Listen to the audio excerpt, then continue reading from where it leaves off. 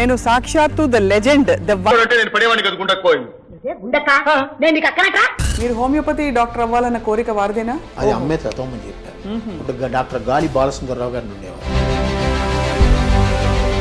అమ్మ ఆనాడు అంత దూరదృష్టితో ఆవిడ నాకు అది నేర్పించబట్టి దాదాపు ఒక హీరో హీరోయిన్కి రావాల్సినంత స్థాయి గుర్తింపు అమ్మకి రావడం, కొన్ని సినిమాలు అంటే గుండమ్మ కథ లాంటి సినిమాలు టైటిల్ రోల్ ఆవిడే.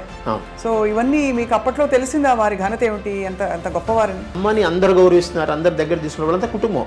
అప్పుడంతా టీం వర్క్ అంటారు చూసారా, ఆ టీం వర్క్ ఇప్పుడు ఉందో లేదో నాకు తెలియదు. కానీ మీరు అమ్మ చిన్ననాటి సినిమా షూటింగ్ జ్ఞాపకాలు ఏమైనా గుర్తుంటే? జయనుమల్ గారు ఫ్రీక్వెంట్గా అనేవారు, సావిత్రి గారు అనేవారు ఇంతకుముందు, నువ్వు గట్టిగా కొట్టాలి, నా చర్మం ఎర్రబడాలి, అప్పుడే నాకు బ్రహ్మాండమైన యాక్టింగ్ వస్తుంది, లేకపోతే నీకే పేరు వస్తుంది, నాకు రాదు. అంటే అమ్మ దగ్గర దెబ్బలు తినని వ్యక్తి ఒకళ్ళే నాకు తెలిసి జమున గారు. అమ్మా అన్నయ్య నేను బజార్ వెళ్తున్నా, అక్కయ్యకి చీరలు కొనుక్కొస్తా. అక్కయ్యకి చీరలా? సావిత్రి గారి గురించి అమ్మ బాధపడేవారా? అమ్మ సహాయం కూడా చేసేవాళ్ళు. దాన్ని ఆ చిన్నప్పుడు నేనే తీసుకెళ్ళి ఇచ్చేవాడిని.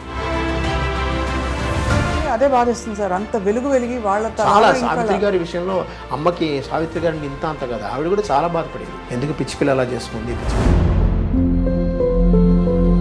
సూర్యకాంతం గారు బాబావారి భక్తులు కదా? అవును. సో ఎప్పటి నుంచి ఆ భక్తి మీకు తెలిసి, అంటే మీ ఊహ తెలిసి? అమ్మతో వెళ్ళినప్పుడు ఆయన అలా చూస్తూ ఉండి, ఈయన కళ్ళు ఎలా ఉన్నాయి, ఈయనకి ఇలా ఎందుకు, ఈయన చెన్లో కాంతి ఎందుకు వస్తుంది, అంత కాంతి ఎందుకు ఉంది వీటికి. టెన్షన్గా అందరూ వచ్చి అంటే పద్ధతిగా పేమెంట్లు ఇవ్వడం అవన్నీ, అంటే పద్ధతిగా అంటే లాస్ట్ పేమెంట్లు ఎప్పుడు ఫైల్ అయ్యేది, అది వేరే విషయం. అది అందరూ చెప్తారు సార్. అది అందరూ వేటూరు సుందరరామూర్తి గారు, బాబు నాకు డబ్బు ఇవేయా అనేవాడు. ఏమండి అనేవాడు, వాడు చెక్ ఇస్తాడయ్యా, చెక్ ఇదిగో ఇచ్చాడు చూడు, పోస్ట్ డేట్ వేసి, ఎప్పుడు వస్తుందో నాకు తెలియదు. తెర బయట గలగలగలగా తిరుగుతూ అలా ఇన్ని చేస్తూ నేర్పిస్తూ ఉన్న అమ్మ ఇంకా ఫైనల్ దశలో సార్ కష్టంగా ఉండేదా మనసులో? చాలా. నేనేం చేశాను నాకే తెలియదు, నేను ఏమేమి బ్లండర్స్ చేశాను, ఏమేమి తప్పులు చేశాను నాకే తెలియదు. ఏమైంది సార్? యాక్చువల్లీ సేవలు రాదు. అందరికీ నమస్కారం. ఇవాళ ఆనందం ఏంటో తెలుసా? నేను సాక్షాత్తు the legend, the one and only Suryakantham garu కట్టిన ఇల్లు ఏదైతే ఉందో, అంటే ఆవిడున్న ఇంటి ముందు ఉన్నాను. సో ఇదే సూర్యకాంత రెసిడెన్సీ అని పైన, అంటే ఇక్కడ ఫ్లాట్స్ కట్టారు ఇప్పుడు, కానీ ఇదే స్థలంలో సూర్యకాంతం గారి ప్రేమ, ఆప్యాయత, గయ్యాళితనం, ఇంకా అనురాగం అన్నీ కూడా ఈ నెలంతా చూసిందనమాట.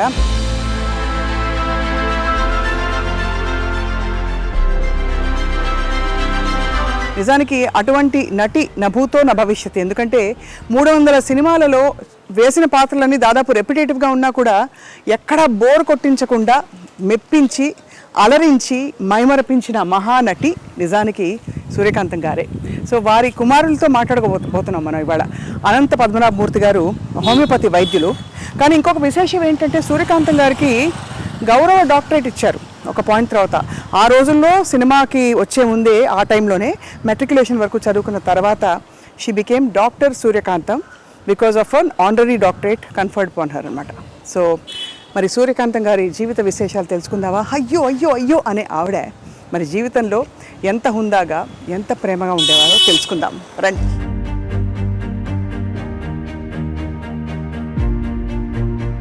సో అదనమాట, సూర్యకాంతం గారి ఇంట్లోకి అడుగు పెడుతూ, ఇదిగో ఇది బిల్డింగ్గా ఇల్లుగా ఉన్నప్పుడు ఇది అనమాట నేమ్ ప్లేట్, సూర్యకాంతం అని. డాక్టర్ అనంత పద్మనాభమూర్తి గారు వారి కుమారులు హోమియో వైద్యులు, బాగా పరిచయం అన్నమాట, సుపరిచితులు. సో వారి ఇంట్లోకి అడుగు పెడుతున్నావు. రండి రండి రండి. నమస్కారం సార్. డాక్టర్ గారు ఇప్పుడు ప్రిస్క్రిప్షన్ రాయబోతున్నారా, అమ్మగారి విశేషాలు చెప్పబోతున్నారా తెలుసుకున్నావు. అక్కడ రాగానే ఒక విధమైన కళ, ఫైర్ బ్రాండ్ కనిపించింది ఇంట్లో. అయితే మన ముందు సూర్యకాంతం గారు బాబా గారి భక్తులు చాలా అని వినికిడు అనమాట. సో మరిన్ని విషయాలు తెలుసుకుందాం. వీరేమో సూర్యకాంతం గారి కోడలు గారు అనమాట. నమస్కారం అండి. ఇక్కడ హోమియో మందులో వైపు అండ్ ఇక్కడ ఇటువైపు అంతా అవార్డులు, ఇంకా నవ్వులు, ఆశీస్సులు, పెద్ద పెద్ద వాళ్ళ ఫోటోలు ఉన్నాయి అక్కడ. చక్కని చిరునవ్వు, ఎంత గంభీరమైన పాత్రలు వేసిన, గయ్యాళితనం చూపించిన ఆ చిరునవ్వులో మాత్రం ఏదో ఒక ఆకట్టుకునే అద్భుతం ఉంది కదా. సో చూడబోతున్నాం, తెలుసుకోబోతున్నాం బోర్డు అని. అందరికీ మరోసారి సాదర నమస్కారాలు. అక్కడి నుంచి సంబరాలు మొదలైపోయాయి వీధి నుండి. మనం the one and only doctor Suryakantham garu ఇంట్లోకి ప్రవేశించాం. వారి అబ్బాయి ఎవరంటే డాక్టర్ అనంత పద్మనాభమూర్తి గారు, హోమియోపతి వైద్యులు. సూర్యకాంతం గారి గురించి అసలు చెప్పక్కర్లేదు. ఎన్ని చెప్పినా ఎంత చెప్పినా మాటలు చాలవు, కానీ ఒక్కసారి ప్రయత్నిద్దాం. గయ్యాళితనం ఎంత గయ్యాళిగా ఉంటుందో నిరూపించడం ఆవిడకే సాధ్యమైంది. కోడల్ని రాచి రంపాన పెట్టాలన్నా, కొడుకుని చెప్పు చేతుల్లో ఉంచుకోవాలన్నా, అల్లుండి ఇంకా కూతుర్ని అందరినీ కూడా ఒక్కసారిగా ఒక్క గొంతుతో గర్జించి అదుపులో పెట్టుకోవాలన్నా వారికి మాత్రమే చెల్లింది. అలాగే 300 పాత్రల్లో నటించి ఆ 300 పాత్రలు దాదాపు దగ్గరగా ఉన్నా కూడా ఎక్కడ బోర్ కొట్టించకుండా నటించడం వారికే సాధ్యమైంది. And last but not the least, వారి పేరు ఆ తర్వాత ఎవరికి పెట్టకపోవడం కూడా వారికే సాధ్యమైంది. సో ఆంధ్రుల అభిమాన నటి సూర్యకాంతం గారి జీవిత విశేషాలు తెలుసుకుందామా వారి కుమార్ నుండి. నమస్కారం అండి. సార్, మీరు వృత్తిపరంగా హోమియోపతి వైద్యులు. సో ఏమనాలో అర్థం కావట్లేదు. మీరేమో పూర్తిగా మెడిసిన్, ఇక్కడేమో సినిమా ఇండస్ట్రీ, కానీ మీ మొహంలో మాత్రం సినిమా కళ కనిపిస్తుంది. అంటే మీకు ఎక్కడో అభిరుచులు అవన్నీ ఉన్నాయని అర్థంతో పాటు తిరిగామండి బాగాను సినిమా షూటింగ్లకి వాటికి. అందువల్ల అందరితో పరిచయాలు ఉన్నాయి. అందుకనే మొన్న మెడ్రాస్లో అంత ధైర్యంగా నేను చేయగలిగాను.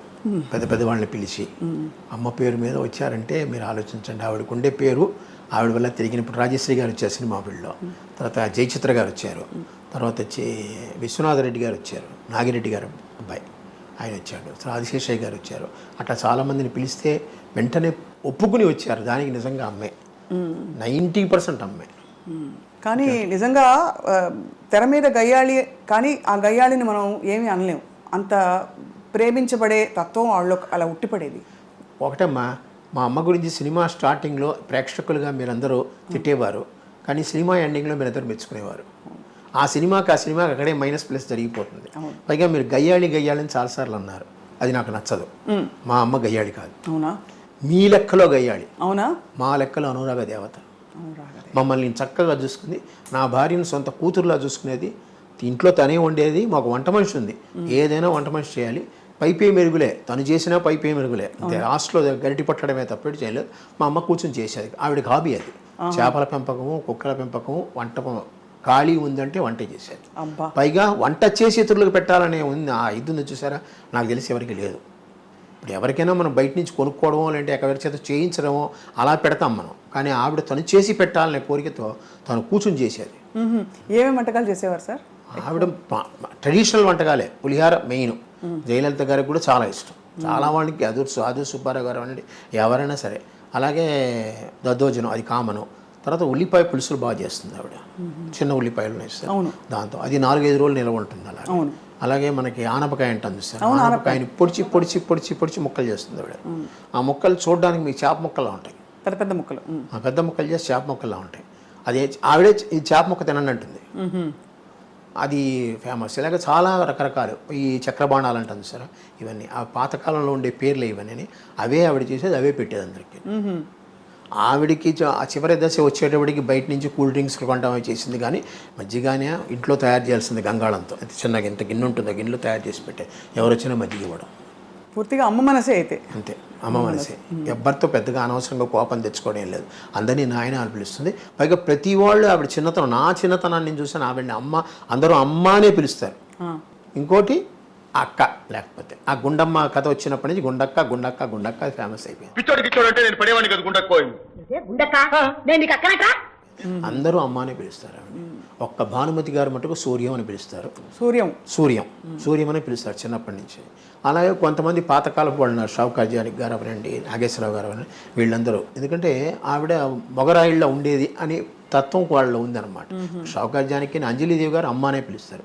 శారద గారు అమ్మనే పిలుస్తారు. విజయనిర్మల గారు అంటే చెప్పనక్కర్లేదు. ఆవిడ ఏది ఉన్నా సరే అమ్మతో మాట్లాడతారు. చాలా ఆవిడ పర్సనల్ విషయాలు కూడా అమ్మతోనే మాట్లాడతారు. అంటే అమ్మ ఆవిడ దగ్గరది. అలాగే జయలలిత గారు, ఆవిడకి అమ్మే. కారణం ఏంటంటే సంజయ్ గారు అమ్మకి క్లోజ్ ఫ్రెండ్. అందువల్ల సంజయ్ గారు పోయినప్పుడు అమ్మ ఆవిడ దగ్గర తీసుకుని చూసుకున్నారు. దాంతో ఆ యొక్క అభిమానం ఆవిడకి చివరి వరకు ఉంది. మీరు హోమియోపతి డాక్టర్ అవ్వాలన్న కోరిక వారిదేనా? ఆవిడ కోరిక. నేను ఎంకామ్ చదివాను మేడం. ఎంకామ్ చదివితే బ్యాంక్లో ఉద్యోగం వచ్చింది 1974. ఈ హోమియోపతి 72-73లో డిప్లొమా కోర్స్ ఒకటి ఉంది. అది అమ్మే చదవమని చెప్పారు. అప్పుడు డాక్టర్ గాలి బాలసుందరరావు గారిని ఉండేవారు. చంద్రమోహన్ వాళ్ళ మామగారు ఆయనే చెప్పాడు, నువ్వు హోమియో చదువుకో, బాగుంటుంది నీకు, మీ ఇంట్లో వాళ్ళకి కూడా హోమియో చాలా ఇష్టం, ఏదో నా పేరు కోసం నా దగ్గరికి వస్తారే కానీ మీకు అది బాగా పనిచేసింది, నువ్వు హోమియో డాక్టర్ అవ్వు, డిప్లొమా ఉందని ఆయనే చెప్పారు. కుప్పికరణ ఒక ఆయన ఉంటే ఆయన దగ్గరికి పంపించారు. ఆయన ద్వారా నేను నేర్చుకున్నాను, 2 సంవత్సరాలు డిప్లొమా చేశాను. తర్వాత నాకు ఆంధ్రా బ్యాంక్లో ఉద్యోగం వచ్చింది. ఆ కాలంలో అంతా 100 వాట్స్ బల్బులు కదా, ట్యూబ్ లైట్లు కూడా లేవు. నేను చెప్పే 72, 73లో ఆ వేడిలో ఫ్యాన్ వేసుకోకుండా పొట్లాలు కట్టాలంటే నా వల్ల కాదు. అందుకని మూట కట్టి పటకమే వారేశాను.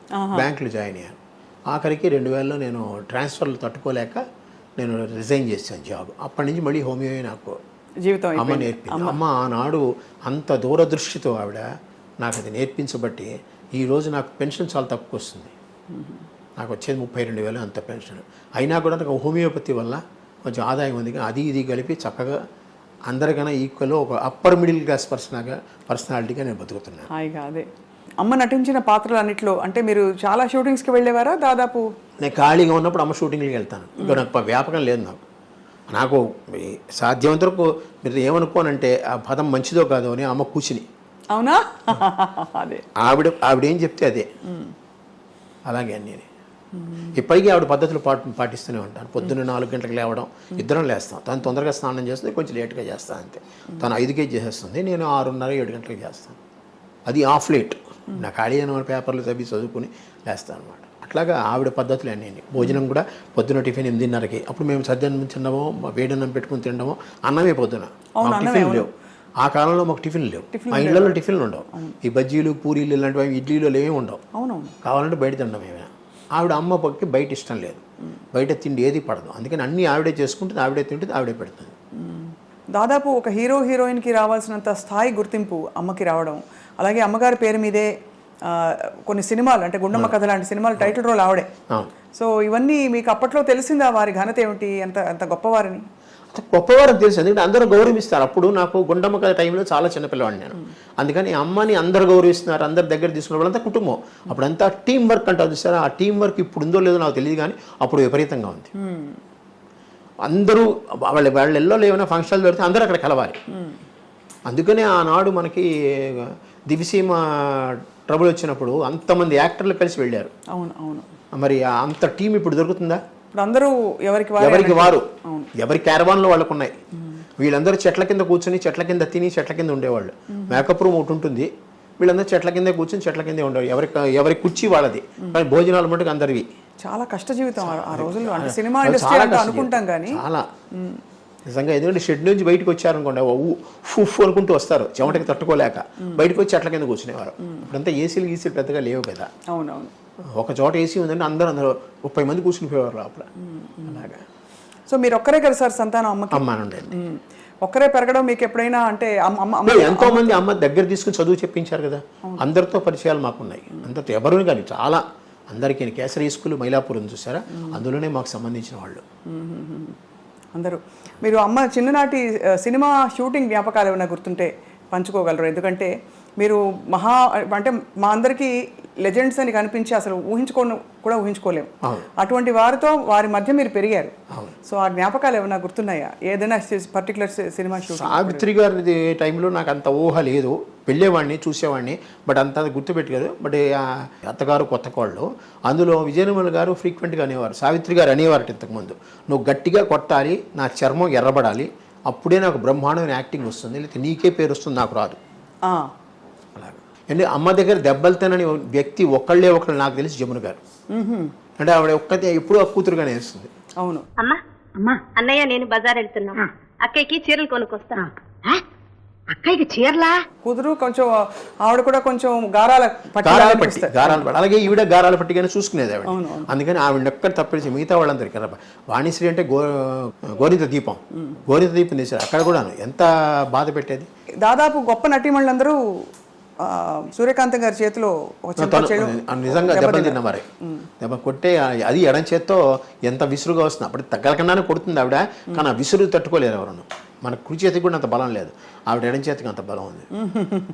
Left hander basically left hander ఆవిడ. అన్నీ ఒక సంతకం మటుకు తెలుగులో పెడుతుంది, లెఫ్ట్ హ్యాండ్ రాయగలదు ఆవిడ, సంతకంలో తెలుగు నేర్చుకుంది. అలాగే భానుమతి గారి ఇంటికి మీరు వస్తూ పోతూ ఉండేవారు? చిన్నప్పుడు వస్తే పోతే ఉండే, ఆవిడ ఇక్కడికి వస్తూ ఉండేది. ఇదే ఇల్లు ఇండిపెండెంట్ హౌస్ అప్పుడు ఇండిపెండెంట్ హౌస్. మూడు ఇది అమ్మగారు ఎప్పుడు కట్టించారు? 1956లో మేము చిన్న ఇల్లుగా కొన్నామమ్మా. ఇది యాక్చువల్గా స్పేస్ ఎక్కువగా ఉంది, కొనుక్కుని అప్పుడు మేము మెల్లిమెల్లిగా డెవలప్ చేసుకున్నాం. పక్కన గదులన్నీ వేసుకుని 1956లో మేము వచ్చాము ఇక్కడికి. అమ్మ పోయేంత వరకు ఇది ఇండిపెండెంట్గానే ఉంది. అమ్మ ఫస్ట్ సంవత్సరీకాలు కూడా ఇక్కడ జరిగాయి. హౌస్ ఒక ఇండిపెండెంట్ హౌస్. దాని తర్వాత ఇది ఫ్లాట్స్కి ఇచ్చారు డెవలప్మెంట్కి. అమ్మగారి నటన చూసి మిగతా వాళ్ళు సహ నటీనటులు ఏమనుకునేవారు అంటే, ఎందుకంటే అంత సహజంగా నటిస్తారు, ఇలా స్క్రీన్ మీదకి రాగానే ఆవిడ బాడీ లాంగ్వేజ్ అంతా. నాకు తెలిసిన బాగా వచ్చింది. నాకు తెలిసినంత వరకు చాలామంది నువ్వు కొంచెం తగ్గితే నేను మాట్లాడతాను, నాకు వినపడుతుంది అన్న ఫీలింగ్లు నేను విన్నాను. అంటే ఎలాగా? ఎందుకంటే ఈవిడ వాగ్దాటికి కొట్టిపారేస్తుంది అనమాట ఏదొచ్చినా కూడా. ఆ సీన్లో ఈవిడే డామినేటింగ్.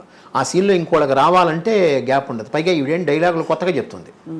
మీరు రాసిన డైలాగులు కన్నా కొత్తగా చెప్తుంది. పైగా డైరెక్టర్ ఆవిడ వదులుతాడు ఏదైనా అంటే కొంచెం ఇంప్రూవైజేషన్ చేసుకోవడానికి.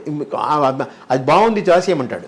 అందుకనే చేసే. ఇప్పుడు చాలామంది చక్రపాణి గారు లాంటి వాళ్ళందరూ అమ్మ చెప్పడం ఏంటంటే, చాలామంది ఆత్రేయాత్రిగా ఆవిడికి డైలాగులు ఎందుకు 2 ముక్కలు రాస్తే మిగతా అంతా చెప్పేస్తుంది.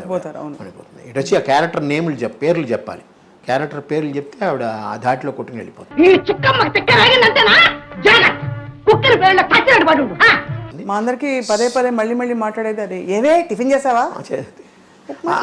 ఆ పిలుపులోనే ఉందమ్మా. అది ఒక విధమైన అథారిటీ కాకుండా ఆప్యాయత కూడా అందులో ఉంది. అవును, అథారిటీ ఆప్యాయత రెండూ ఉండి అంటే ఒక్కొక్క మూమెంట్ లో ఆవిడకి ఏమన్నా మళ్ళీ ఆవిడ సింహం కంటే తగ్గిందంటే తెర మీద అది చూడలేరు, ఎవరు తట్టుకోలేరు.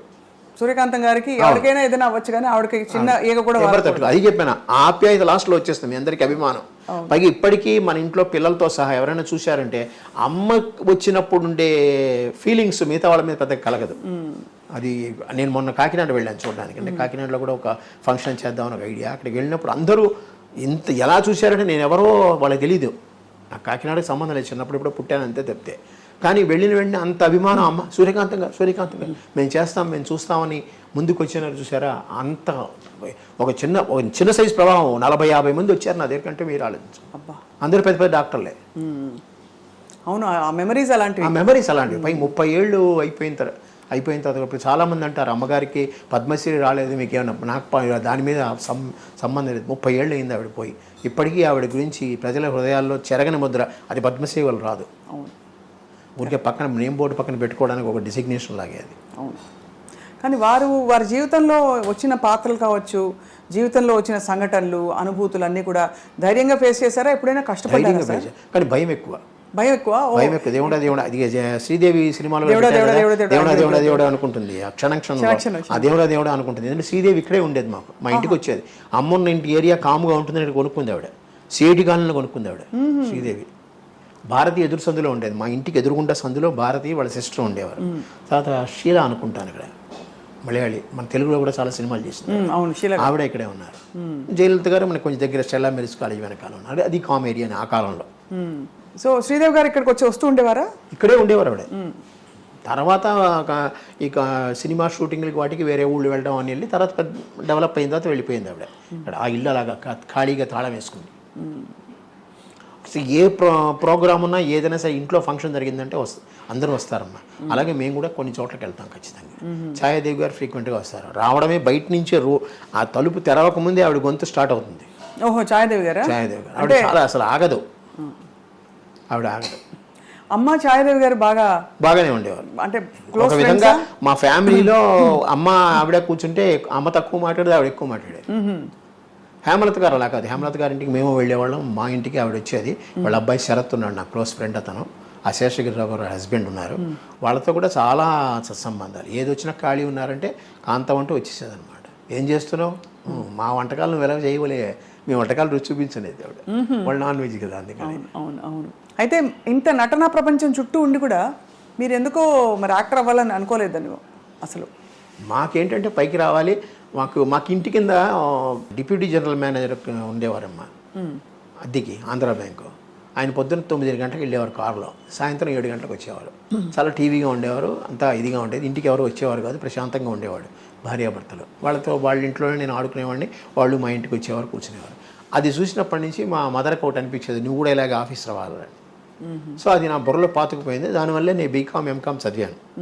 ఎంకామ్ అయిన తర్వాత నేను బ్యాంక్లో 1974లో వచ్చేసాను. 76లో మాకు మ్యారేజ్ అయింది. మీకు 23 ఏళ్ళు, తనకి 16 8 ఏళ్ళ తేడా. ఇంటర్నేషనల్ ఉమెన్స్ డే మార్చి 8. ఈ రోజు అది ఇంటర్నేషనల్ ఉమెన్స్ డే అయింది. అప్పుడు మా మ్యారేజ్ ఇక్కడ మెడ్రాస్లోనే. సో అయితే మరి జీవితం అంటే మామూలుగా అమ్మలు అన్ని చెప్తారు కదా, ఇలా ఉండాలి నాన్న, ఇలా ఉండాలి, ఇలా చేయాలి. అమ్మ అలా చెప్పించేవారా జీవితంలో లైట్గా హ్యాపీగా? లేదు, చాలా స్ట్రిక్ట్ మనిషి. చదువు టైంలో చదవాలి, బయటకు వచ్చే టైంలో బయటికి రావాలి. మరి షూటింగ్స్కి వెళ్ళిపోతే మరి ఎవరు చూసేవారు? రాత్రి ఆవిడ 12 గంటలకు పడుకోం, నేను 12 గంటలకు పడుకోం. ఆవిడ 4 లేస్తుంది, నేను 4 లేస్తాను. వస్తే అదేమిటో తెలియదు, పూర్వజన్మలో మాకు ఆ కలయిక ఉందేమో, అలాగే ఉంటుందన్నమాట. ఆవిడ ఏకసంతగ్రాహి. చిన్నప్పుడు నేను అలాగే బట్టి పట్టేయడం ఎక్కువ, సాధ్యమంతరకు చిన్న కాలంలో, ఆ కాలంలో బట్టి పట్టేయడమే కదా. వాళ్ళు నోట్స్ ఇచ్చేవారు, మేము బట్టి పట్టేసేవాళ్ళం కేసరీ స్కూల్. ఇప్పుడు నేను కేసరీ స్కూల్ చదివినందువల్ల అటు తమిళం పూర్తిగా రాలేదు, ఇటు తెలుగు పూర్తిగా రాలేదు, ఇటు ఇంగ్లీష్ పూర్తిగా రాలేదు. మొత్తం తెలుగు మీడియమే నేను. ఓహో, டிகிரி வரைக்கும் நான் தெலுங்கு மீடியமே. பட் இங்கே இருந்து தமிழ் பேச தெரியும் இல்லையா? நல்லா பேச தெரியும், ஓரளவுக்கு படிக்க தெரியும். ஓரளவுக்கு. ஆனால் யாராவது எழுதுனா படிக்க தெரியாது. ஆமாம், நீங்கள் தான் எழுதிண்டா? நான் எழுத மாட்டேன், but printed matter I can read. ఫాస్ట్గా పడిక తెలియమా? సుమారా కూటి పడికను. బాగుంది. అయితే మీ చక్క అయితే ఇక్కడ ఉండే వాళ్ళకి అంటే తెలుగు తమిళ ప్రొఫెషన్కి తమిళ కావాలి కదా. కావాలి. నాకు హిందీ రాదు, హిందీ అస్సలు రాదు. అందుకనే మా పిల్లలిద్దరికి బాగా హిందీ నేర్పించాను. వాళ్ళ కేంద్రీయ విద్యాలయాలు జాయిన్ అయ్యారు. సో కేంద్రీయ విద్యాలయాల్లో హిందీ బాగా నేర్చుకున్నారు. హిందీ అంటే మీ హైదరాబాద్ వాళ్ళకి మీకు వస్తుంది, బట్ మీ హిందీ కన్నా మా వాళ్ళ హిందీ బాగుంటుంది. మీది ఉర్దూ మిక్స్డ్ ఉంటుంది, మా వాళ్ళది రియల్ మీకు హిందీ చాలా బాగుంటుంది. నాకు హిందీ రాదు. కారణం ఏంటంటే 68, 69లో హిందీ ఒళిగే అనేవారు కదా ఇక్కడ, దాంతో నాకు పోయింది. పరీక్షా పేపర్ కూడా 5 ప్రశ్నలు అలా చూసి రాస్తే పాస్. అలాగే మేము పాస్ అయ్యాం. సూర్యకాంతం గారు బాబావారి భక్తులు కదా? అవునమ్మా. సో ఎప్పటి నుంచి ఆ భక్తి మీకు తెలిసి, అంటే మీ ఊహ తెలిసి? నాకు తెలిసి నా 12-14 ఏట వేసుకోండి, 50, 65, 66. నా డిగ్రీ కాదు, నా SLC వచ్చే టైంకి అమ్మతో వెళ్ళినప్పుడు ఆయన అలా చూస్తూ ఉండి, ఈయన కళ్ళు ఎలా ఉన్నాయి, ఈయనకి ఎలా ఎందుకు, ఈయన చెన్లో కాంతి ఎందుకు వస్తుంది, అంత కాంతి ఎందుకు ఉంది వీడికి, ఈయన మాటల్లో చూస్తే ఇంతమంది ఆ కుక్కిపోయిన గదిలో కూర్చునేవారు. అట్లాగా కలిసారా ఎప్పుడైనా? స్వామి దర్శనం ఇచ్చారు కదా. అంజలిదేవి గారు కూడా చాలా భక్తురాలు. చాలా. అంజలిదేవి గారు, జానకి గారు, ఈవెన్ జమున గారు కూడా బాబా భక్తులే. వీళ్ళందరూ కలిసే వెళ్తారు. నాకు కేవీ కృష్ణకుమారి గారు ఉన్నారు, డాక్టర్ కేవీ కృష్ణకుమారి. ఆవిడ సాలిడ్. కానీ ఏమన్నా అమ్మకి మీకు తెలిసిన స్పిరిచువల్ ఎక్స్పీరియన్సెస్ ఏమైనా అయ్యాయండి? అంటే ఆవిడకి ఏదో కష్టం వస్తే ఆవిడ తలుచుకుంటుంది అంతే. ఆ తలుచుకున్నందువల్ల కొన్ని ప్రాబ్లమ్స్ టక్ సాల్వ్ అయిపోయేవి. ఒకటే అమ్మ చిన్నప్పుడు ఏమనేది, సత్సంకల్పం బాగుంటే ఇవన్నీ సక్సెస్ అవుతాయిరా, మినిమం కోరికలు ఏమున్నా సక్సెస్ అయిపోతాయి. అట్లాగే ఆవిడకి ఏంది, అట్లాగే నాకు చిన్నవి. ఏదైనా బాబా మీద భారం వేస్తే సరిగ్గా అయిపోతుంది. తెలుగు భాష మా తెలుగువారి సొత్తు సూర్యకాంతం గారు అంటే. కానీ ఇతర భాషల్లో వారికి అంటే ఏమన్నా ఎక్కువగా అవకాశాలు రావడం? తమిళంలో ఒక 5 సినిమాలు చేశారమ్మా, హిందీలో 1-2 చేశారంతే. కానీ అమ్మ తెలుగుని దాటి వెళ్ళలేదు. తమిళ యాక్టర్స్ చాలామంది అమ్మకి దగ్గర. పండరీబాయ్ గారు ఫ్రెండ్ అమ్మకి, తర్వాత మనోరమ గారు, వీడు బాగా ఫ్రెండు. శివాజీ గణేశన్. ఆ కాలంలో ఏంటంటే వాహిని స్టూడియో అంతా షెడ్లు, ప్రసాద AVM స్టూడియో. AVM స్టూడియోకి వెళ్ళాం అనుకోండి, 4-5 షెడ్లు పక్కనే ఉంటాయి. ఒక దాంట్లో తెలుగు సినిమా అవుతుంది, ఒక దాంట్లో తమిళ సినిమా షూటింగ్ అవుతుంది. ఈ షూటింగ్ వల్ల ఏంటంటే దగ్గర ఉంటాం, మేము ఖాళీగా ఉంటాం కదా. అందువల్ల ఇందులోంచి అమ్మ షార్టింగ్లో ఉండే నేను అందులోకి వెళ్ళేవాడిని. నగేష్ నాకు బాగా నేనంటే ఇష్టం. రాజుబాబు గారికి, నగేష్కి నేనంటే ఇష్టం. నగేష్ ఎప్పుడొచ్చి జబ్బట్టుకు పోయేవాడు, జబ్బట్టుకు తీసుకుపోయాడు. వాడు ఆనంతే పోలాం అనేవాడు. వాడు కొడుకు పేరు ఆనంద్, అందుకని ఆనందాన్ని పట్టుకుపోయేవాడు అనమాట. పట్టుకుపోయి అందరినీ పరిచయం చేసేవాడు. అదంతా ఉంది. అలాగే అందువల్ల శివాజీ గణేశన్ అంటేనే MGR అన్న ఇష్టం నాకు. వాళ్ళ సినిమాలు బాగా చూస్తాను. అందువల్ల వాళ్ళతో కొంచెం పరిచయం కలిగింది నాకు. ఎప్పుడైనా వస్తే పలానా వాళ్ళ అబ్బాయి అని చెప్తే ఎన్న పంటారని అనుకునేవాడు అనమాట. అల్లా పడి అనేవాడు. అట్లాగా కొంచెం అమ్మ వల్ల నాకు చాలా మందితో పరిచయాలు బాగా వచ్చాయి. సో అలా స్ట్రిక్ట్గా ఉండే అమ్మ? స్ట్రిక్ట్గా ఉంటుంది. అమ్మ చదువుకోవాలి, మనం చదువుకుని హోంవర్క్లు అన్నీ చేసామంటే ఎంతో మంచిది. ఆ రిపోర్ట్ చూసినా చాలా సంతోషిస్తుంది. ఆ రోజు పెద్ద తీసుకెళ్ళి వుడ్లాండ్స్ హోటల్లో పార్టీ ఇస్తుంది. ఆవిడ పెద్దగా తింది ఏదండి కాంజీవరం ఇడ్లీ, అలా ఇంకా 2-3 ఉన్నాయి, అలాంటివే తింటుంది. అయినా మాకు పార్టీ ఇచ్చేది. ఎవరైనా ఫ్రెండ్స్ని పిలిచి మా ఫ్రెండ్స్ని కూడా తీసుకెళ్ళి, అంటే ఇంట్లోనే చేస్తే ఎందుకని బయట తీసుకెళ్ళి చేద్దామని చేసేది. మాకు వెళ్ళే 2 హోటల్స్ అమ్మ వెళ్ళేది ఏంటంటే వుడ్లాండ్స్, దాస్ ప్రకాష్. 2 మంచి శాకాహార భోజనం మంచి ఫేమస్. అవి విశాలంగా ఉంటుంది, కంజెస్టెడ్గా ఉండదు. అందువల్ల ఫుడ్ కూడా బాగుంటుంది. అప్పుడు దాస్ ప్రకాష్ ఐస్ క్రీమ్స్ కూడా వచ్చాయి కదా. Das Prakash famous for ice creams. So అలా మరి అంటే ఒకవైపు ట్రెడిషనల్గా తెలుగింట ఉండే పద్ధతులు పాటింపులు అని ఉంటూ, ఇంకోవైపు సినిమా గ్లామర్, సినిమా ప్రపంచం, అందరూ అగ్రతారలు, ఇక్కడ పెద్ద పెద్ద కార్లు, పార్టీలు ఇవన్నీ ఉంటాయి కదా. అమ్మ మరి ఎలా బ్యాలెన్స్ చేసేవారు రెండింటిని? అక్కడ కాల్ షీట్ మాకు మా అసిస్టెంట్లు లేరు మా ఇంట్లో. మాకు పేరుకి మేనేజర్ ఉంటారని అకౌంట్స్ రాయడం వరకే. కాల్ షీట్లోనూ డైరీల్లోనూ అమ్మ ఎవరిని తీసుకోదు, తనే రాసుకుంటుంది. నేను పెద్దవాడిని ఆ డైరీలన్నీ నేను రాసేవాడిని. ఎవరో అని మీరు పలానా ప్రొడ్యూసరు, పలానా డైరెక్టరు, పలానా ప్రొడక్షన్ నెంబర్ను పేర్లు కొంతమంది పెట్టేవారు. Production number sir Radhakrishna, producer Radhakrishna గారు, అట్లాగే అన్నీ అనమాట. టెన్షన్గా అందరూ వచ్చి అంటే పద్ధతిగా పేమెంట్లు ఇవ్వడం అవన్నీ, అంటే పద్ధతిగా అంటే లాస్ట్ పేమెంట్లు ఎప్పుడు ఫైల్ అయ్యేది, అది వేరే విషయం. అది అందరూ చెప్తారు సార్, అది అందరూ. అది ఎందుకంటే అంటే అంత పెద్ద దిగ్గజాలకు కూడా ఇంతేనా అనిపిస్తుంది. కానీ ఒకటండి, అది అప్పుడు అమ్మకి తెలియదు, నాకు పెద్ద తెలియలేదు. బ్యాంకులో జాయిన్ అయిన తర్వాత నాకు విషయం తెలిసింది ఏంటంటే, ఇప్పుడు వెంకటేశ్వర సుందరరామూర్తి గారు ఉన్నారు, చిన్న ఎగ్జాంపుల్ చెప్తున్నాను. ఆయన ఏంటంటే సిసి గారు ఉన్నారు, నాకు చాలా క్లోజ్ పడలేదు. సిసి గారు అంటే చాలా క్లోజ్, నా సొంత కొడుకులో చూసుకుంటాడు ఆయన. వచ్చి నాకు 20 రూపాయలు కావాలనేవాడు, ఇచ్చేసేవాడు. నేను 2-3 రోజులు ఆగి చెక్ తెచ్చి ఇచ్చేవాడు. ఇది ఎప్పుడు పాస్ అయితే అప్పుడు డబ్బు తీసుకునేవాడు. అట్లాగా వేటూరు సుందరరామూర్తి గారు, బాబు నాకు డబ్బు ఇవేయా అనేవాడు. ఏమండి అనేవాడు. వాడు చెక్ ఇస్తాడయా, చెక్ ఇదిగో ఇచ్చాడు చూడు, పోస్ట్ డేట్ వేసి, ఎప్పుడు వస్తుందో నాకు తెలియదు, డబ్బు ఇచ్చేస్తావా అనేవాడు. నేను సరే అని క్లిప్కి పెట్టుకుని డబ్బు ఇచ్చేసేవాడిని. ఎంతండి ఆ కాలంలో 100-150. పైగా నా జీతం నాకు అలాగే ఉంచేవారు. నా జీతం తీసుకునేవారు కదా ఆవిడ నా జీతం ముట్టుకోవాలని చెప్పి నేను ₹1 నోట్లు, ₹2 నోట్లు, ₹5 నోట్లు, ₹10 నోట్లు కొత్తగా తీసుకెళ్ళేవాడిని నా జీతాన్ని. అలా చూసి దాంట్లో కావాల్సిన ఒక కట్ట తీసుకుని దానికి తగ్గట్టు మీద ఓ ₹50, ₹100 వేసి నాకు డబ్బులు ఇచ్చేసేది. సో ఈ డబ్బులు నాకు ఉండేవి. నాకు అక్కడ ఏం పెద్ద అన్నీ ఇంట్లోనే ఉంటాయి కదా నాకు. దానివల్ల ఇది ఎవరికైనా ఇచ్చినా నాకు తెలిసిపోతుంది. ఆ చెక్కు వాళ్ళు టీటీ వస్తుంది, టెలిగ్రాఫిక్ ట్రాన్స్ఫర్ అంటారు. ఆ టీటీ వచ్చిన వెంటనే అకౌంట్ క్రియేట్ అవుతుంది, వీళ్ళ చెక్కులు పాస్ చేసేవాడిని. ఫస్టే వీళ్ళది అయిపోయేది అనమాట. అలాగే శ్రీలక్ష్మి గారు, ఆవిడది అంతే. ఈయన తర్వాత శ్రీధరు, సంగీత, వీళ్ళంతా చాలామంది, ఒకళ్ళు చెప్పలేము, చాలామంది వాళ్ళు చెక్కులు. పెద్ద అమౌంట్లు మనం ఏం చేయలేము, చిన్న అమౌంట్లు అయితే పర్లేదు, మన లిమిట్లో మనం ఎంతవరకు ఉందో అంతవరకు చేసేసేవాళ్ళు. పైగా వీళ్ళందరూ కొంచెం ఆప్యాయంగా మాట్లాడతారు. అదే వాళ్ళకి ఇచ్చేవాడు కానీ నాకు అంటే లేదండి, అలా బ్యాంక్ వాళ్ళు ఒప్పుకోరని తప్పించుకునేవాడిని. వాళ్ళకి ఏదో ఎప్పుడో ఒకసారి సాయం కింద నా చేతిలో జేబులో ఉంటే ₹100 ఇచ్చారంటే ₹200 ఇచ్చాను, అంతకని లేదండి అని తప్పించు. దానివల్ల 2-3 నా మీద అరిచారు కూడా, నువ్వు వాళ్ళకంటే ఇస్తావు, వీళ్ళకి ఎంత ఇస్తామని. అలా కూడా ఉన్నాయి. కానీ వీళ్ళందరూ నన్ను ఆప్యాయంగా, అభిమానంగా పిలిచేవారు, వచ్చేవారు, ఆశీర్వదించేవారు. అందరు పెద్దవాళ్ళు కదా. అవునవును. బయట సోఫాలో కూర్చొని మాట్లాడుకునే వాళ్ళం అయిపోతాయి. వాళ్ళకి ఏంటంటే రిలాక్సేషన్, ఒక కొత్త వ్యక్తితో, కొత్త అభిమానంగా మళ్ళీ చిన్న కుర్రాడితో మాట్లాడుతాం. రాజేశ్వరరావు గారు, సాలూరు రాజేశ్వరరావు గారు, అందరూ వీళ్ళందరూ అలాగే. అమ్మగారు నాన్నగారు ఎలా ఉండేవారు అంటే, అమ్మగారు ఒక పెద్ద నటి, సో నాన్నగారు ఆయన ఎలా చూసేవారు? అడ్వకేట్. ఆయన ముందు గుంటూరులో పబ్లిక్ ప్రాసిక్యూటర్గా ఉండేవారు. తర్వాత మెడ్రాస్ వచ్చేసి అడ్వకేట్, మామూలుగా అడ్వకేట్గానే ఉన్నారు. బాగా చూసేవారు. ఆయన ఫీల్డ్ అయిందండి. ఆయన లాకి సంబంధించింది, వాటికి క్లయింట్కి సంబంధించి ఆయనది. అమ్మ ఫీల్డ్ అమ్మది. మామూలుగా ఈ భోజనం పెట్టడం కానీ ఇతరత్ర కానీ అన్నీ బాగానే ఉండేవి. ఎక్కడ ఆయన ఫుల్ ఫ్రీడమ్ అమ్మకి ఇచ్చాడు, అమ్మ ఆయనకి ఫుల్ ఫ్రీడమ్ ఇచ్చింది. ఇద్దరికి కామన్ ఏరియా అంటే నాటకాలు, పాటలు. పాటలు కూడా పాడేవారు? అమ్మ పాడేవారు కాదు, పాటలు వినేవాళ్ళు. పైగా ఈ 80లోనో 82లోనో ఇది వచ్చింది, 78 VCRలు, VCPలు వచ్చాయి, క్యాసెట్లు. అక్కడి నుంచి ఇక సినిమాలు చూడటం బాగానే ఇంట్లో మొదలెట్టాం. సినిమాలు వేసుకుని చూసేవారు, చూసి ఏమనుకునేవారు? బాగునేది. ఆ కాలంలో ఇలా చేసామన్నమాట, ఇలా చేసామని అనుకునేవారు. అందరం కలిసి కూర్చొని చూసుకునేవాళ్ళు. ఒకే రూమ్లో మాకు ఏసీ ఉండేది, అక్కడే పెట్టుకుని అక్కడే చూసుకుని చేసేవాళ్ళు. ఖాళీ ఉంటే అందరు కలిసి తినాలమ్మా, అందరు కలిసి ఉండాలి. ఈవెన్ ఆదివారం సినిమా డైలాగులు విన్నా కూడా మేము అందరు చుట్టూ కూర్చునే వెళ్ళేవాళ్ళం. మధ్యలో రేడియో ఉండేది, ఆ రేడియోలో వినేవాళ్ళం. సంక్షిప్త శబ్ద చిత్రం అనేవారు కదా, అది ఆ సినిమా అలాగే వినేవాళ్ళం, చూసేవాళ్ళం కదా, వినేవాళ్ళం.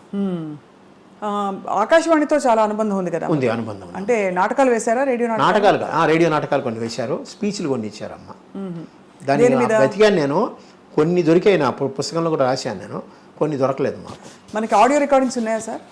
లేదు, అసలు ఆ ఒక్కటే ఉంది, ఆడియో కాదు, వీడియోనే ఉంది. ఆకాశవాణి వాళ్ళు చేశారు, ఏం చేశారు, విజయ్ దుర్గ్ గారు పంపించారు. ఆ కాఫీ కప్పు పెట్టేసి వెళ్తుంది, ఇదే మంచం, ఇదే మంచం మీద అక్కడ మా ఫ్రంట్ రూమ్లో ఉండేదన్నమాట. ఆ అమ్మాయి ఏమో ఇలా బోర్లా పడుకుని పుస్తకం చదువుతూ కూర్చుంది, కాలు పైకి ఎత్తి పెడుతుంది ఇలాగా. అప్పుడు కాఫీ కప్పు తెచ్చి దాన్ని పెట్టేసి, అత్తగారిని అంటారు, చూడు కాఫీ ఇచ్చాను, కాఫీ కూడా ఇవ్వలేదా అంటారు అని చెప్పి దాన్ని పెట్టేసి చచ్చిపోతే, ఆ పిల్లల్ని తీయండి, వెళ్ళిపోతుంది. సో మంచి చమత్కారి అమ్మ కదా, చాలా బాగుంది. కానీ ఇంత మంచి అమ్మ తెరపై తెర బయట గలగలగలగా తిరుగుతూ అలా ఇన్ని చేస్తూ నేర్పిస్తూ ఉన్న అమ్మ ఇంకా ఫైనల్ దశలో సార్ కష్టంగా ఉండేదా మనసులో? చాలా నేను ఏం చేశానో నాకే తెలియదు, నేను ఏమేమి బ్లండర్స్ చేశాను, ఏమేమి తప్పులు చేశాను నాకే తెలియదు. అట్లా ఒక సంవత్సరం పాటు పిచ్చి పట్టిన బండిలో తిరిగేవాడిని. పాపం ఏమైంది సార్? యాక్చువల్లీ ఏం లేదు, కాలు విరగడం ఒకటి, అమ్మపోవడం ఒకటి, ఇవన్నీ అయ్యేటికి కొంచెం ఈ ముళ్ళపూడి రమణ గారు పాపం వచ్చేవారు పదరప ఇంటికి, ఆయనే వచ్చేవారు పాపం. ఆయన మొదటి నుంచి బాపు గారి దగ్గరికి ఆయన ఎప్పుడైనా వచ్చేవారు, కానీ బాపు గారి దగ్గర నేనే వెళ్ళేవాడిని. కానీ ముళ్ళపూడి వెంకటరమణ గారు అప్పుడప్పుడు వచ్చి పలకరించి ఏమిటి ఎందుకు ఇలా ఉన్నావు అలా ఇలా అనేవారు. నేను బ్యాంక్కి వెళ్తున్నాను సంతోషించేవాడు, పోనీ రొటీన్లో పడ్డాడు కదా అని. తర్వాత మళ్ళీ బ్యాంక్ మానేశానంటే కొంచెం కంగారు పడ్డాడు, ఏం చేస్తావు నువ్వు బ్యాంక్ మానేసావు అని అడిగాడు. మనకు ఉండే జీతాలే కదా ఎలా ఇలా అంటే, లేదంటే హోమియోపతిలో ఏం వస్తుంది అట్లా ఇట్లా. తర్వాత నేను కొంచెం పాపులర్ అయ్యేటోడికి కొంచెం ఆయన సంతోషించాడు. ఇలాంటి అమ్మని కోల్పోవడం చాలా ఏమో మాలాంటి అమ్మ ఇంకెవరికి ఉండదు. ఒక యాంగిల్లో అంత పేరు ప్రఖ్యాతులు నిజంగా నేషనల్ వైడ్ తెలుగు వాళ్ళు ఎక్కడెక్కడ ఉన్నారో అక్కడంతా అంత పేరు ప్రఖ్యాతులతో ఆవిడ ఉంటే, ఆవిడకి ఉత్తరాలు వస్తూనే ఉంటే వాటికి సమాధానాలు రాసేవాడిని, నేనే రాసేవాడిని. అమ్మ చెప్పేది ఏమొచ్చాయి ఉత్తరాలు అభిమానం గురించి రాసేవాడు. దాంట్లో ఇదయ్యారు ఇలాగ ఫోటో పంపించాలంటే నేనే ఆ ఉత్తరం ఇది చేసి మామూలుగా పంపించేవాడిని అంతా. అట్లాగా కొన్నాళ్ళు అయ్యి ఆవిడ రాసుకోలేని పరిస్థితి వచ్చేటప్పటికి ఆవిడ డైరీలు నేను రాసేవాడిని, ఎవరెవరు అడుగుతున్నారు, ఎవరెవరు ఇచ్చారు, ఎవరు చెక్ ఇచ్చారు అంతా అనమాట. అలాగా చాలా చక్కగా ఆవిడ లైఫ్లో పొద్దున్నీ సాయంత్రం ఆవిడ లేకపోయేటోడికి ఏమీ లేదు. తర్వాత బ్యాంక్లో పడ్డా కూడా ఇంటికి వచ్చేవాడికి వెళితే ఆ అమ్మాని పిలుచుకుంటూనే ఉండడమే. అందుకనే దీన్ని పిలవడం కూడా అమ్మ ఏ పేర్లు పెట్టి పిలిచేందో అందరినీ, ఇంటి ఇల్లారా అట్లాగా కొన్ని పేర్లు పెట్టి దీన్ని పిలిచేవాడిని. సినిమాలో ఉండే రకరకాల పేర్లు, రంగమ్మ, గంగమ్మ, అమ్మకి ఏమేమి పేర్లు ఉన్నాయో ఆ పేర్లని పెట్టి దీన్ని పిలిచేవాడిని. ఇంటి ఇల్లాలు ఎక్కడ ఉన్నాయంటే బాబు వచ్చేది బాబు. అట్లాగా కొన్నాళ్ళు ఆ విధంగా గడిచిపోయింది. అంత కొంచెం కొంతకాలం ఉండాల్సింది సార్ అమ్మ, ఉంటే బాగుండేదండి. నాకు ఇంకో ఆ విషయంలో వెళ్ళిపోయారు అంత తొందరగా. ఆవిడ కిడ్నీకి ఫెయిల్యూర్ అయింది, డయాబెటిక్. అమ్మకి ఏంటంటే ఎక్కువ నెయ్యి అలవాటు, ఫ్రైడ్ అన్నీ ఉడకేసినవి ఏది ఇష్టం లేదు ఆవిడకి. అన్నీ ఫ్రైగా ఉండాలి, స్పైసీగా ఉండాలి, నెయ్యి ఎక్కువ అలవాటు. దీంట్లో కొంచెం డయాబెటిక్ వచ్చింది, కంట్రోల్ చేసుకోలేదు. ఒకే కాఫీ తాగుతుంది రోజుకి, ఆ కాఫీలో పందారు వేసుకుని తాగుతుంది. అలాగా ఏది కంట్రోల్ చేసుకునేది. అన్నం బాగానే తినేది, తనకు ఎంతవరకు కావాలో అంతవరకు తినేది. అలాగా డయాబెటీస్ వచ్చి డయాలసిస్లోకి వెళ్ళిన తర్వాత కొంచెం కష్టమైంది. మీరు అడిగిన దానికి జయలలిత గారు అమ్మ పోయినప్పుడు దీంట్లో వచ్చారు. వచ్చి అమ్మ శవపేటిక మీద ఇది వేసి మాట్లాడి ఒకటే అన్నారు, నన్ను అనంతని పిలుస్తుంది ఆవిడ. అనంత్ నాకెందుకు చెప్పలే ముందు నువ్వు, నాకు చెప్పుంటే దీనికన్నా బెటర్ ట్రీట్మెంట్ నేను ఇప్పించేదాన్ని కదా. ఆవిడప్పుడు చీఫ్ మినిస్టర్, ప్రోగ్రామ్స్ క్యాన్సిల్ చేసుకుని వచ్చింది ఆవిడ. అమ్మ పోవడం ఒక మాట, ఆవిడ అన్న మాట 2-3 నెలలు నాకు తిరగబట్టింది నిజంగా. ఆవిడకి ఇచ్చుండి మరి చీఫ్ మినిస్టర్ హోదాలో కూడా ఏది హాస్పిటల్లో చేయించేదో కదా. ఇవన్నీ నేను చాలా కాలం మర్చిపోలేకపోయాను. నిజంగా ఆవిడ అన్న దాంట్లో మోర్ దెన్ 100% రైట్. నిజంగా ముందే ఆవిడకి చెప్పుంటే ఆవిడ ఇంకో విధంగా మనం తీసేది కదా. పైగా తెలిసిన వాళ్ళం మేము, ఆవిడకి బాగా క్లోజ్ అయిన వాళ్ళం. ప్రపంచం అంతా తెలిసిన వారు, పెద్ద పెద్ద వాళ్ళు ఉన్నారు. కానీ ఆ టైంకి అది ఎవరికి స్ఫురించలేదు కాబట్టి. కానీ అవస్థపడలేదు కదా సార్ ఎక్కడ? చాలా ఎక్కడ అవస్థపడలేదు ఆవిడ. లాస్ట్ ఎందుకు సెప్టెంబర్ ఇది చూపించబోయే, ఇదిగోండి అమ్మకి డాక్టరేట్ ఇచ్చారు చూడండి ఒకసారి, అక్కడ ఇక్కడ కూడా చూసుకో. 27/7/1994 అప్పుడు ఇచ్చారు. 4 నెలల తర్వాత అమ్మ పోయారు. అంతవరకు అమ్మ తిరిగారు, తిరుపతి వెళ్ళి తీసుకున్నారు, పద్మావతి విశ్వవిద్యాలయంలో అక్కడ వెళ్ళి తీసుకున్నారు డాక్టరేట్. అప్పుడు బాగున్నారు, కార్లో వెళ్ళి వచ్చాం కదా మేము. సో తర్వాత ఏమైంది? తర్వాత స్లోలీ డయాలసిస్ వచ్చిందమ్మా. యాక్చువల్గా అక్టోబర్లోనే ఎప్పుడు డయాలసిస్కి వెళ్ళామన్నమాట. వారానికి 2 ఏదో వచ్చింది. తర్వాత అక్కడ బాగాలేదన్నట్టుగా మేము హాస్పిటల్ మార్చమని చెప్పారు అమ్మాయి. నువ్వు హాస్పిటల్కి వెళ్దాం, నువ్వు తీసుకున్నావు కదా, నీకు బాగుపడింది. నేను ఫిజికలీ హ్యాండిక్యాప్డ్, ఆ యాక్సిడెంట్లు దెబ్బతిన్నా కదా, అందుకని అక్కడికి వెళ్దామంటే సూర్య హాస్పిటల్ చేసి, సూర్య హాస్పిటల్ వచ్చేవాడికి వారానికి 2 రోజులు చేశారు. అట్లాగే ఇంటి దగ్గర నుంచి వెళ్ళేవాళ్ళం. అక్టోబర్లోనే ఇప్పుడు వెళ్ళాం. అక్టోబర్ నవంబర్ అయ్యేటాడు కొంచెం హార్ట్ ప్రాబ్లం కూడా అమ్మకు వచ్చింది. దాంతో వాళ్ళు ఐసీయూలో పెట్టారు డిసెంబర్ 10వ తారీఖు ఎప్పుడు మేము హాస్పిటల్కి వెళ్ళాం. అక్కడి నుంచి అలాగా అయిపోయింది. కానీ వీళ్ళందరూ రాధాకుమారి గారు కానీ, ముళ్ళపూడి వెంకటరమణ గారు కానీ, వాళ్ళ మిసెస్ గారు, వాళ్ళ తాలూకు వాళ్ళు అందరూ, సినిమా వాళ్ళు ఇక్కడ ఉన్న వాళ్ళందరూ హాస్పిటల్కి వచ్చి చూసిన వాళ్ళే. హాస్పిటల్లో ఎన్ని రోజులు ఉన్నారు సార్? హాస్పిటల్లో 11 రోజులు 12 రోజులు ఉన్నారు. 12 రోజులు ఉన్నారు. కానీ ఈ వార్త వినగానే అందరూ అయిపోయి ఉంటారు. అందరూ అయిపోయారు. అది పైగా రాత్రి అమ్మ 9:15 ఎంతకో పోయారు. అప్పుడు వెంటనే రమణ గారే వచ్చి ఎంవిఎస్ ప్రసాద్ గారు ఒక ఆయన ఉన్నాడు, ఆయన చెప్పిన వెంటనే ఆయనే త్రూఅవుట్ పేపర్స్ అన్నీ వచ్చేసినట్టు చేశారు. వచ్చారు జనాలు, కొంతమంది యూట్యూబ్లో చూసాను ఎవ్వరు రాలేదు, ఒక్కళ్ళే కూర్చున్నారు, మేము ముగ్గురమే ఉన్నాం అలా అన్నట్టుగా ఏదో యూట్యూబ్లో వచ్చాయి. కానీ అది కాదమ్మా, ఆ రోజు అందరూ వచ్చారు. ఇంకా శారద గారు వచ్చారు, జీవరలక్ష్మి గారు వచ్చారు, వాణిశ్రీ గారు వచ్చారు, అందరూ వచ్చి చూసి వెళ్ళారు. మీ పాత్రికేయులు ఎంతోమంది వచ్చారు. అంటే ఎందుకు అనిపిస్తుంది అంటే సార్, అంత వైభవంగా జరిగినప్పుడు మెడ్రాస్లో ఉన్నంత వరకు అందరూ వచ్చారమ్మా. అయితే శ్మశానానికి తీసుకెళ్ళేటప్పుడు 7 మంది 8 మంది వెనకాల వచ్చారు, ఎవరు సినిమా వాళ్ళు. ఎన్టీ రామారావు గారితో అక్కినేని నాగేశ్వరరావు గారితో చాలా బాగుంది. ఎన్టీ రామారావు గారు వస్తానని చెప్పి ఆయన కోసం నేను మధ్యాహ్నం వరకు ఉంచాను. సడన్గా ఆయనకి ఏదో ప్రోగ్రామ్ వచ్చిన తర్వాత అటు డైవర్ట్ అయ్యారు ఆయన. అందువల్ల రామారావు నాగేశ్వరరావు గారు ఏదో బయట ఊళ్ళో ఉన్నారు కానీ రాలేకపోయారు, ఫోన్లోనే చెప్పారు నాకు. నేను అది మేము జీర్ణించుకోలేని ఇది యాక్చువల్గా. అలాగే చివరి వరకు చెప్పారు కదా, 4 నెలల ముందు ఆవిడ డాక్టరేట్ కోసం మేమందరం తిరుపతికి కారులో వెళ్ళామంటే మీరే ఆలోచించండి. మరి మీరు స్టేజ్ ఎక్కాలి కదా, కింద తీసుకోకూడదు, స్టేజ్ కూడా మెల్లిగా పట్టుకుని ఎక్కి అక్కడ కూర్చొని తీసుకుంది ఆవిడ.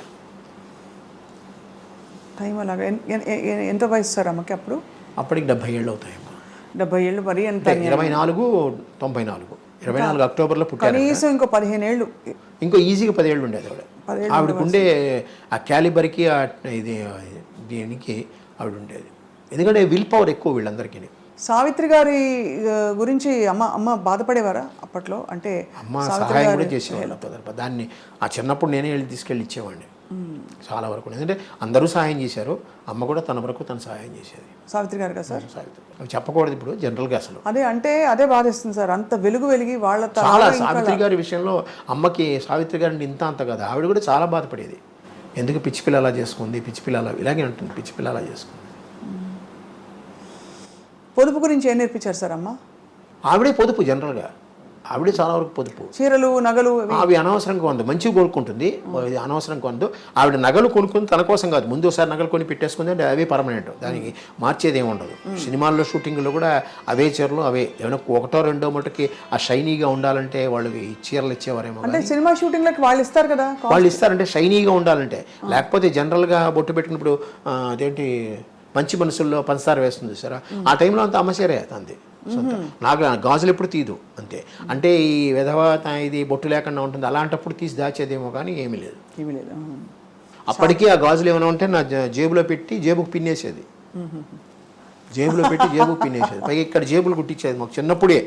అదేదో టికెట్ ప్యాకెట్ అని అంటారు, మాకు పెద్ద జేబులే కుట్టించేది. ఏమైనా ఉంటే దాంట్లో వేసేది.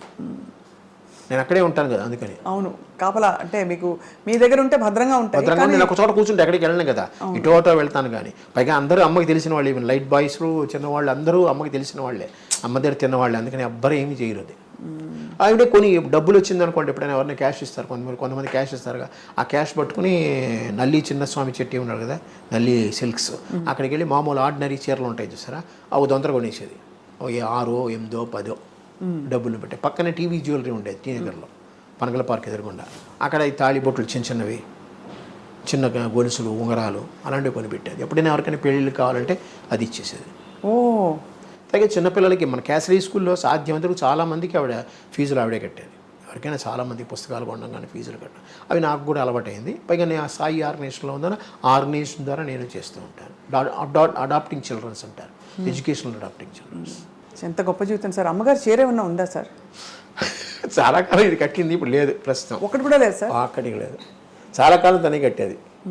అమ్మగారి జ్ఞాపకం అంటేనే సూర్యకాంతం గారి. అసలు మా అమ్మాయి దగ్గర ఉందేమో ఒక చీర కట్ చేసి, ఇప్పటికీ ఉందనుకుంటా కదా, పాప దగ్గర ఉంది. ఒక చీరని కట్ చేసి రెండు చుడిదార్లు కుట్టించుకుంది. అలా ఉండిపోవాలని. అంటే మా డాక్టర్కి మా మదర్ అంటే చాలా చాలా ఇష్టం. అంటే వీళ్ళిద్దరు చిన్నప్పుడు పుట్టినప్పుడు డైనింగ్ టేబుల్ మీద కూర్చోబెట్టి, కుర్చీలో కూర్చోబెట్టేవారు కాదు, టేబుల్ మీద కూర్చోబెట్టి అన్నం తినిపించేది ఆవిడ. అందుకని మా డాక్టర్కి చాలా బాగా ఇష్టం. ఆ పుస్తకంలో తన వ్యాసం రాసింది, బాగా రాసింది. మామూలుగా అరచేతిని అడ్డు పెట్టుకుని సూర్యకాంతిని ఆపద్దు అని అంటారు కదా డైలాగ్. సో నాకు పేరు పెట్టేసుకుని, చూడండి అరచేతిని అడ్డు పెట్టుకుని సూర్యకాంతాన్ని ఆపలేరు అని అనుకుంటూ ఉంటాం మా ఆఫీసు. అలాగా ఆవిడ పేరు ఎవరు పెట్టుకోలేదు ఏమిటో తర్వాత సినిమా ఇండస్ట్రీలో. సినిమా ఇండస్ట్రీలో పెట్టుకోవాలి, బయట మా బంధువుల్లో కొంతమంది పెట్టుకో, 2-3 పెట్టుకున్నారు సూర్యకాంత్. ఒరిజినల్ పేరు ఇప్పటికీ ఆ పేరుతోనే ఉన్నారు వాళ్ళు. కాదు, అమ్మగారి పేరు ఒరిజినల్ పేరు సూర్యకాంతమే. సూర్యకాంతమే, మార్చుకోలేదు. మార్చుకోలేదు. సో పూర్వం సార్ తన చిన్నప్పటి విశేషాలు చెప్పినప్పుడు నాటకాలు అవి రంగస్థల ప్రవేశం అని అవన్నీ చెప్పేవారు. ఇప్పుడు కాకినాడలో ఆవిడ యంగ్ మెన్స్ హ్యాపీ క్లబ్లోంచి వచ్చారు వీళ్ళు. అంజలిదేవి గారు అవనండి, ఆదినారాయణరావు గారు, ఎస్వి రంగారావు గారు, రావు గోపాలరావు గారు, అమ్మ, ఇంకా ఇద్దరు చాలామంది ఉన్నారు. వాళ్ళందరూ కాకినాడలో ఉండే దంటు కళాక్షేత్రం అని ఉంటుంది, అది యంగ్ మెన్స్ హ్యాపీ క్లబ్. అందులో వీళ్ళందరూ ఒక విధంగా ఇప్పుడు మీరు ఫిల్మ్ కాలేజెస్ ఏవో ఉన్నాయి కదా, ఫిల్మ్ ఇన్స్టిట్యూట్స్, కంపేర్ చేస్తే అది ఒక పెద్ద నాటక రంగం. అక్కడ ప్రొడక్షన్ స్టార్ట్ అయ్యి వచ్చింది. అక్కడ నేర్చుకున్న వాళ్ళు వీళ్ళందరూ. ఆ పేరుకి ఇప్పటికీ నేను కాకినాడ చేస్తే అక్కడే చేయాలని కోరిక నాకు. ఎందుకంటే ఆ ఏరియాలో ఉంది, ఇంకా ప్రస్తుతం ఉంది అది, స్టిల్ ఇట్ ఇస్ రన్నింగ్. వాళ్ళకి ఒక మినీ థియేటర్లా ఉంటుందన్నమాట లోపల నాటక రంగం, ఎయిర్ కండిషనే బాగుంటుంది. అక్కడే చేయాలన్న కోరిక. ఆయన ఒప్పుకుంటే, దంటు భాస్కర్రావు గారు ఉన్నారు, వాళ్ళ మనవడు అనమాట, ఆయన వస్తే అక్కడే చేయాలని కోరిక. చూద్దాం, అక్టోబర్లో అనుకుంటున్నాం. తప్పకుండా జరగాలి మంచి కార్యక్రమాలు. అలాగే మనకి ఈయన చెయ్యొద్దన్నారు ఎవరు, మురళీమోహన్ గారు, మెడ్రాస్లో చేయొద్దు, సినిమా పరిశ్రమ హైదరాబాద్లో ఉన్నప్పుడు హైదరాబాద్లో చేయాలన్నారు. నేను ఒకటి అన్నాను, ఇక్కడ వెంకయ్య నాయుడు గారిని పిలిచానండి, 2 జడ్జీలను పిలిచాను, పెద్ద పెద్ద వాళ్ళందరినీ పిలిచాను, పైగా అమ్మ కెరీర్ ఇక్కడే డెవలప్ అయింది. నా ఎక్స్ప్లెనేషన్ నేను ఇచ్చుకున్నాను ఆయనతో. కానీ ఆయన అక్కడే చేయాలని పట్టుబట్టారు, కానీ కుదరలేదు. నాకు ఇక్కడే స్టార్ట్ చేశాను, ఇక్కడే ఎండ్ చేశాను. ఆయన అన్నాడు ఫినిషింగ్ కావాలంటే నెక్స్ట్ అక్టోబర్లో హైదరాబాద్లో చేద్దామని అన్నారు. ఆ మాట ఆయన అన్నారు. చూద్దాం, దేవుడి దయ వల్ల, అమ్మ దయ వల్ల అయితే కొనసాగిస్తున్నారు కదా సార్, అంత మంచి మనసుతో అన్ని అమృతాయి చక్కగా జరుగుతాయి. అన్ని అమ్మ ఆశీర్వాదం ఉంటే ఖచ్చితంగా హైదరాబాద్లో కూడా చేస్తాను, అది మురళీమోహన్ గారి సహాయంతో ఖచ్చితంగా. ఇప్పుడు అయితే మొత్తం ఫైనల్ ఈ అమ్మగారు నటించిన సూర్యకాంతం గారి సినిమాలంటే నాకు గుండమ్మ కథ నా ఫేవరెట్. మీ ఫేవరెట్ ఏంటి సార్? మా ఫేవరెట్ ఏంటి, అన్ని ఫేవరెట్లేనమ్మా. దానికి అమ్మది యాక్ట్, నాకు శ్రీమంతుడు నాకు నచ్చింది. ఎందుకంటే చాలా ఎక్కువ శ్రీమంతుడు, ఆత్మీయులు, ఈ రెండు. ఎందుకంటే ఎక్కువ సేపు నేను ఆ సినిమాలకు వెళ్ళాను నేను. తర్వాత మూగ మనుషులు ఒకటి, ఈవెన్ అవుట్డోర్ కూడా వెళ్ళాను గోదావరి దీంట్లో. అందువల్ల కొన్ని డైలాగులు అలా గుర్తుండిపోతాయి అన్నట్టు. ఇవి మహంకాళి ఆత్మీయుల్లో ఓ డైలాగ్ చెప్పరా సార్? శ్రీమంతుల్లోనూ ఆవిడంతే. డైలాగులు గుర్తులేవు, అప్పుడు మర్చిపోయాను పూర్తిగా. 73 ఏళ్ళు అమ్మ నాది వయసు, మర్చిపోతున్నా చాలా వరకు. పేర్లే మర్చిపోయాను నేను, ఆయనతో మాట్లాడుతూ పేర్లు మర్చిపోయాను. అయితే ఆత్మీయుల్లో బాగుంది. ఆవిడ లాస్ట్లో శ్రీమంతుల్లో పిచ్చెక్కిపోతుంది ఆవిడ. నిజంగా ఆవిడకి ఈ కాలంలో అయితే మేము డెమెన్షియా వచ్చేస్తుందంటాం మేము ఖచ్చితంగా. ఆవిడ కాసులు పోసేసుకునేది, డబ్బులు అలా పోసుకుని పిచ్చి పట్టేసేది. ఆవిడని అరెస్ట్ చేసి తీసుకెళ్ళిపోతారు అనమాట. మరి ఎవరు చేస్తారు అది? Actually it is a male character. పంతం బట్టి ఆ రాధాకృష్ణ గారు నువ్వే చేయాలన్నట్టుగా కూర్చున్నారు. డైరెక్టర్లకు అంత నమ్మకం. సూర్యకాంతం గారు, మరోవైపు ఎస్వి రంగారావు గారు, ఆయన అంటే సినిమా హీరోయిన్ కాని వాళ్ళు. అంటే మీకు నమ్మకం ఉందో లేదో కానీ వీళ్ళందరూకి పునర్జన్మ లేదని నా ఉద్దేశం. కారణ జన్మలు సినీ ఫీల్డ్లో, ముఖ్యంగా మన తెలుగు సినీ ఫీల్డ్లో కొంతమంది హాస్య నటులు కూడా ఉన్నారు. వాళ్ళందరూ కారణ జన్మలు, వాళ్ళకి ఈక్వల్ ఎవరు రారు. కానీ మనకే బాగున్నారు నిజంగా యాక్టర్లు అందరూ. కృష్ణుడిగా వేస్తే ఈయన, తాగుబోతుగా వేస్తే ప్రేమ దీనికి ఆయన, అట్లా ప్రతి ఒక్కటి. కృష్ణ గారు ఉండండి, శోభన్ బాబు గారు ఉండండి, వాళ్ళకి ఈక్వల్ ఎక్కడే లేరు. మన మద్రాసులో తమిళనాడులో తీసుకుంటే శివాజీ గణేష్, ఎంజీఆర్ తప్ప ఇంకెవరు లేరు కదా. అవును, రజనీకాంత్, కమలాసన్, దాని తర్వాత ఇంకెవరు ఉన్నారు మీరు చెప్పండి? ఎంతమంది వస్తున్నారు, రాలేదు కాదు. మనకి మటుకు ఆ క్యారెక్టర్ యాక్టర్స్ అలా వచ్చేసారు అన్నమాట. అవును, చాలామంది. కానీ సూర్యకాంతం గారి పాత్రని భర్తీ చేసేవాళ్ళు రాలేదు. అటువంటి గొప్ప పాత్రలు అంటే మనకి అంత సహజంగా కనిపించే పాత్రలు లేరు. ఇప్పుడు అత్తగారు కొంచెం డామినేటింగ్ అత్తగారు చూపించినా కూడా ఆవిడ చాలా యంగ్గా, చాలా మోడర్న్గా అలా చూపిస్తున్నారు తప్ప అమ్మతనం కనిపించట్లేదు. లేదు, క్రూయల్టీ ఎక్కువ చూపిస్తున్నారు, విలనిజం ఎక్కువ. అదే ఆ హాస్యం, కొంచెం మైల్డ్ విలని అన్ని కలగలిసిన పాత్ర ఎవరంటే ఒక సూర్యకాంతం గారికే చెల్లింది. అన్ని టక్కన ఆవిడకి ఏంటంటే ఒక సినిమా షూటింగ్లో పిలిచారంటే ఆటోమేటిక్గా కుడిచే ఇక్కడికి వెళ్ళిపోతుంది. ఆ ఉత్తరం రాసిన సినిమా లెఫ్ట్ చేయి ఇలా లేచిందంటే అంతే వాడు.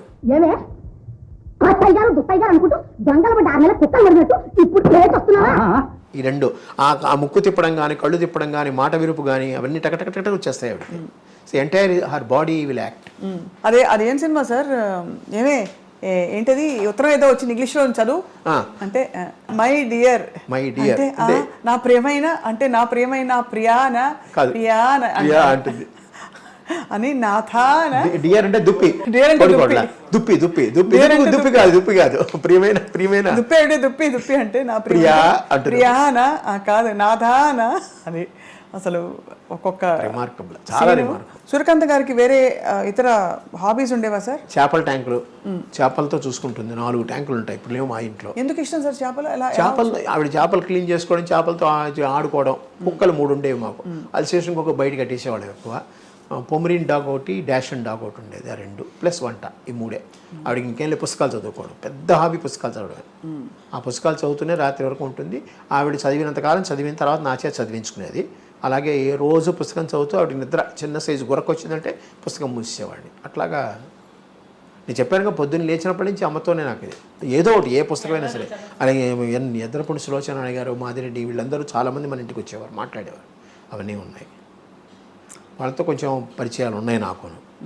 నీ పేరే పెట్టాను రా అనంతని జీవన తరంగాల్లో 2వ కొడుక్కి అని చెప్పింది ఆవిడ. చెప్పేవారు. చాలా great life sir. Malathi Chandrarao అమ్మకి ఇంకొక హాబీ వాచీలు ఎక్కువ. వాచీలు అంటే చాలా ఇష్టం. ఉంటూనే ఉంటుంది ఆవిడ.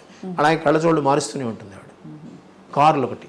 ఆ కార్ల గురించే చాలా చోట్ల యూట్యూబ్లో ఆవిడ కార్ల బిజినెస్ చేసిన, కార్ల బిజినెస్ చేయలేదు. ఆవిడ ఫారెన్ కార్లు కొనుక్కుంటుంది. ఈ మధ్యలో స్టేట్ ట్రేడింగ్ కార్పొరేషన్ ఒక ఆయన ఉంది, ఆయన సర్వేశ్వరరావు గారు ఒక ఆయన ఉన్నాడు, దానికి మేనేజరు. ఆయన కొత్త కారు ఏదైనా షిప్లోంచి వచ్చింది అంటే ఫారిన్ కారు నాకు ఫోన్ చేసేవాడు, నేనే తీసేవాడు. ఇలా కారు వచ్చిందో ఒకసారి చూడనేవాడు. వెళ్ళి నేను డ్రైవ్ చేసి కొంచెం అలాగా నాకు ఒక హాబీ ఉందిలేండి, అది చూసేవాడిని. అమ్మ చెప్పింది ఎక్కడికి వెళ్ళారంటే ఇలా వెళ్ళానంటే, బాగుందా కారు అంటే, పెద్ద కారు అమ్మ అంటే, ఇలా చూద్దాం అనేది వెళ్ళేది. నచ్చిందంటే ఇది ఇచ్చేసి అది తీసుకునేది. అది అంతే తప్పితే ఇంకేం లేదు. అది వ్యాపారం అని అనుకున్నారు. కానీ అమ్మ ఏంటంటే కారు ఎంజాయ్ చేసేవారు. అయితే ఆవిడే డ్రైవ్ చేసేవారు. ఆవిడే డ్రైవ్ కూడా చెప్పులు లేకుండా డ్రైవ్ చేసేది. ఎందుకంటే ఆవిడ ఒక కారుని ఒక ఆయుధం, అంటే ఆయుధ పూజకి మనం ఎలాగ దుర్గాదేవిని చేస్తామో అట్లాంటి స్వరూపం. అసలే దాన్ని పైకి పెట్టాలి, చేతులతో చేయాలన్నీ. అలాంటిది కాళ్ళకు పెట్టారు. మనం పెట్టినందువల్ల కాళ్ళతోనే చేయాలి, చెప్పులతో చేయకూడదు. చెప్పులు లేకుండా డ్రైవ్ చేస్తుంది. ఇప్పటికీ నేను కూడా చెప్పులు లేకుండా ట్రై చేస్తాను. చెప్పులు వేసుకుని ట్రై చేస్తాను, వల్ల కాదు. అలా కొన్ని హాబీస్ ఆవిడ చేసినవన్నీ వచ్చాయి. ఎడం చేయి తప్పుడు అన్నీ వచ్చాయి. కానీ ఒకటమ్మా, లాస్ట్లో మీకు ఒకటి చెప్పాలండి. మీరెవరు ఆడవాళ్ళు ఏమీ అనుకోకుండా ఉంటే, లేచింది మహిళాలోకం అని ఒక పాటను చూశారు. అట్లాగా మా అమ్మని చూసి ప్రతి వాళ్ళు అత్తనే క్యారెక్టర్ని ప్రతి ఫ్యామిలీలో సృష్టించింది మా అమ్మే.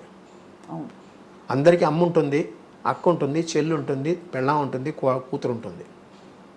అత్త క్యారెక్టర్ ఒక్కడి ఈక్వల్ ఇంపార్టెన్స్ ఇచ్చింది మా అమ్మే సినిమాల్లో.